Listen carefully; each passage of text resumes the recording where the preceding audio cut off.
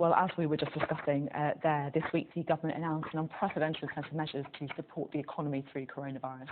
They are prepared to step up and pay up to 80% of people's wages if they would lose their jobs otherwise, and also provide billions of pounds of loans and grants to businesses. Well, the CBI worked with the government and trade unions to come up with this package, and their Director General, Carolyn Fairbairn, joins us now from Winchester. Thank you for being on the programme today. You worked with the government to come up with these measures. Are you happy with the final package? Well, it was an extraordinary package at the end of the day. I mean, last week was fundamentally a human crisis, but last week it really became an economic crisis as thousands, if not millions of jobs were on the line. And I had employers phoning me in tears at the prospect of having to let so many people go.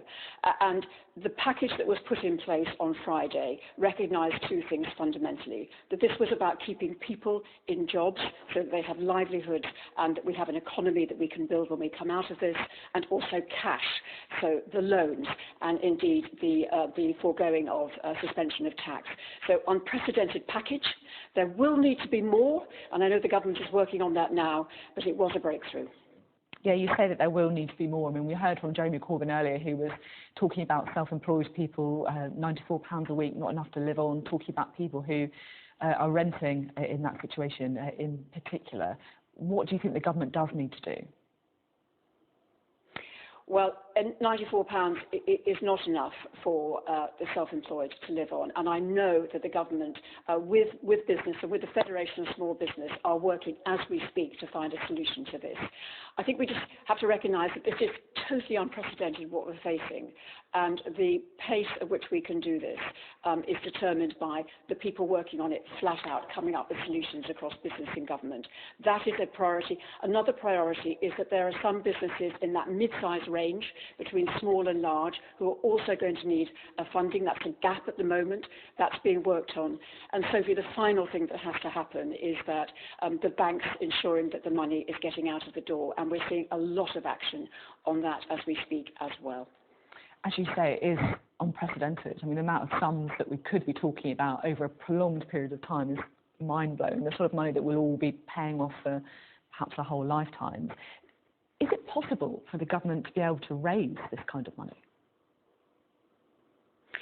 Well, I think it is, because we don't have this was not an economic problem when it started. So we have a fundamentally strong economy.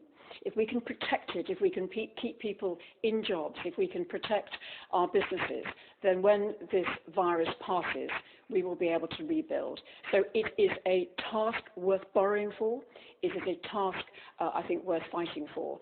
And the way that we saw last week, I think business and government and unions and communities come together is the way forward. It felt like the beginning of the fight back, Sophie. It will take big borrowing, but if we can have a strong economy coming out of the other end, it would have been worth it.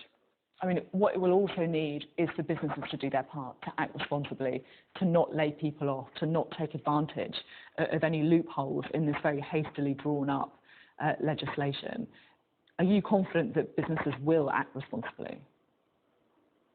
I am really confident of that. What we are seeing across the country is an extraordinary stepping up by business. I'm talking to distilleries who are now making hand sanitizers, to manufacturers who are now moving into making ventilators.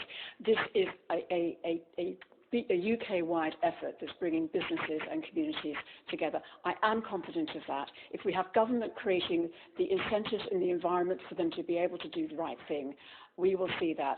So many more people are in jobs today than were on Friday because of action the government has taken and action the business has taken. You say you're confident that business will act responsibly. At the same time, though, the Times reported this week that EasyJet had going to go ahead with a £174 million dividend payout to its shareholders, while at the same time asking taxpayers for support for coronavirus. I mean, how is that acceptable in any way? Yes. Yes, I think you will have a lot of businesses who are now looking to how they control their costs and how they protect their people.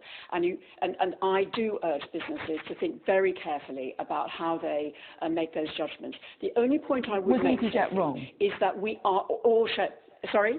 Was EasyJet wrong? I'm not going to make comments. I'm not going to make comments on particular companies. I know that companies are looking extremely hard at how they make this fair. This can't be made right for everybody. No government can make this right for everybody, and no business can make it right for everybody. But I do know that businesses are looking at how they make this fair. And we do need to remember that we are all shareholders. Through our pensions, through our savings, we are all shareholders. So how that is done, and I do urge businesses to look very hard at how we make the sacrifice fair across our country. And I think that's what the package on Friday has helped us to do, and businesses will support every way they possibly can. And just finally, I just want to take a step back and just really take in just how unprecedented this really is. I mean, a UK government for the first time saying they'll step in to pay people's wages. We've never seen that in wartime. We've never seen that in any previous recessions. Our economics editor, Ed Conway, described it as capitalism being paused. Do you think that things will ever be the same again? I do think that we are going to change as a result of this. We are going to be allocating our capital and our people in different ways to make sure that this doesn't happen again in the same way, to prepare for pandemics, to have track and tracing systems that enable us to do things differently. So yes, I do. But on the other hand, I do think that markets are fantastically good at delivering innovation and getting people and capital to the right things. We are beginning to see that. We're beginning to see resources reused across the economy to make ventilators, to do the right thing. And I think we will see more of that. So markets, I think, have a lot to bring to this, although there will be lessons that we reflect on, I'm sure of that. Okay, Carolyn Fairbairn, thank you very much for being on the